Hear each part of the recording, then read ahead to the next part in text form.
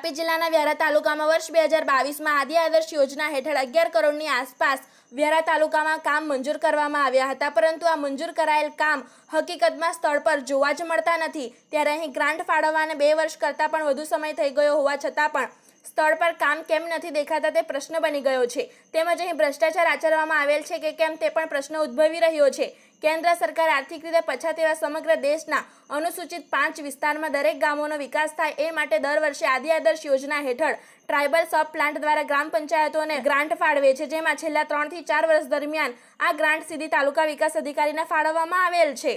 આ કામની ફાળવણીમાં વર્ષ 2022માં મંજૂર કામો જે 11 કરોડની આસપાસ ફક્ત વ્યારા તાલુકામાં આદિ આદર્શ યોજના હેઠળ મંજૂર કરવામાં આવેલ છે, પરંતુ આ મંજૂર કામો સ્થળ પર જોવા જ મળતા નથી। ગ્રાન્ટને પણ 2 વર્ષ કરતાં પણ વધુ સમય થઈ ગયેલ છે। આ 11 કરોડના કામો ફક્ત કાગળ પર દેખાઈ રહ્યા છે, ત્યારે આ 11 કરોડના કામ માટે એસઆઈટી કમિટીની નિમણૂક કરવામાં આવે તેવી માંગ કરવામાં આવી રહી છે। તેમજ એસઆઈટીની કમિટીમાં સ્થાનિક સામાજિક આગેવાનો પણ સમાવેશ કરવામાં આવે, જેથી પારદર્શિતા જળવાઈ રહે તેવી માંગ કરવામાં આવી રહી છે। તેમજ આ સમગ્ર મામલાને ગંભીરતાથી લઈને યોગ્ય કાર્યવાહી કરવામાં આવે તેવી માંગ સાથે સામાજિક કાર્યકર અને આદિવાસી સમાજના આગેવાન તર્ક ચૌધરીએ જિલ્લા કલેક્ટરને સંબોધતો આવેદનપત્ર પાઠવ્યું છે। ત્યારે આ અંગે તર્ક ચૌધરીએ જમીની હકીકત દાખવતા શું કહ્યું તે જોઈએ। જી, આજે આપણે આવી પહોંચ્યા છે વ્યારા તાલુકાના મદાવ ગામે, અને મદાવ ગામે ક્યાંક ને ક્યાંક ભ્રષ્ટાચારની આશંકા સાથે અરજદાર આપણી સાથે જોડાયા છે। સીધો એમનો સંપર્ક કરીએ। જી, આપનું નામ? તર્ક કુમાર ચૌધરી। શું પ્રશ્ન છે આપનો?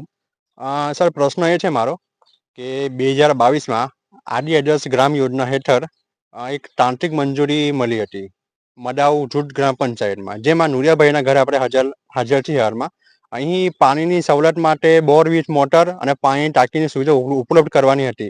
આજે 2022 થી 2025 ચાલે છે, 3 વર્ષ પૂરા થઈ રહ્યો, પણ હજુ એ યોજનાનો એક બી લાભાર્થી એની સહાય મળી જ નથી। તમે જોઈ શકો છો આજુબાજુ કશે પાણીની મોટર કે ટાંકી કશે કઈ સુવિધા જ નથી। આપણે ફક્ત કલેક્ટર કચેરીથી 5 મિનિટ અંતર જ છે, બાજુના ગામમાં જ છે। એવી રીતના આખા વ્યારા તાલુકામાં ટોટલ 11 કરોડનો કૌભાંડ થયેલો છે, જેનું એક ઉદાહરણ આ ગામમાં આપણે જોઈ શકીએ છીએ હાલમાં। જી બિલકુલ, જિલ્લા સેવા સદનથી આટલા નજીકના ગામમાં આવો જો ભ્રષ્ટાચાર થતો હોય, અને એ પણ જે પ્રાથમિક સુવિધા પાણીનો પ્રશ્ન, અને પાણીના પ્રશ્નમાં આપ કહી રહ્યા છો, એ કઈ યોજના અને શું લાભાર્થીને લાભ મળવાનો હતો? જે યોજનાનું નામ છે તે આદિ આદર્શ ગ્રામ યોજના છે, જેમાં ટ્રાઇબલ થ્રુ ફાળવવામાં આવે છે।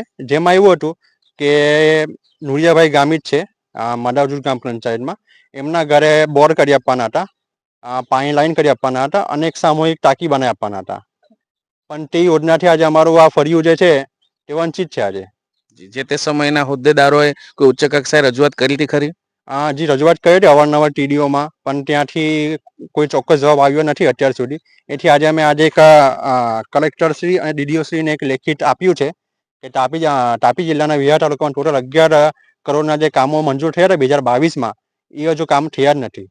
જી, ટૂંકમાં સીધો આક્ષેપ ભ્રષ્ટાચારનો આપ કરી રહ્યા છો, અને વ્યારા તાલુકામાં 11 કરોડ જેટલી મતબર રકમનો ભ્રષ્ટાચાર ક્યાંક ને ક્યાંક થયો છે। 11 કરોડ ફક્ત ખાલી એક તાલુકાનો જ છે, જે 2022નો છે। આવી રીતના દરેક વર્ષમાં ગ્રાન્ટ ફરવાઈ હશે આદિ આદર્શની, જે હજુ ઓન પેપર જ છે।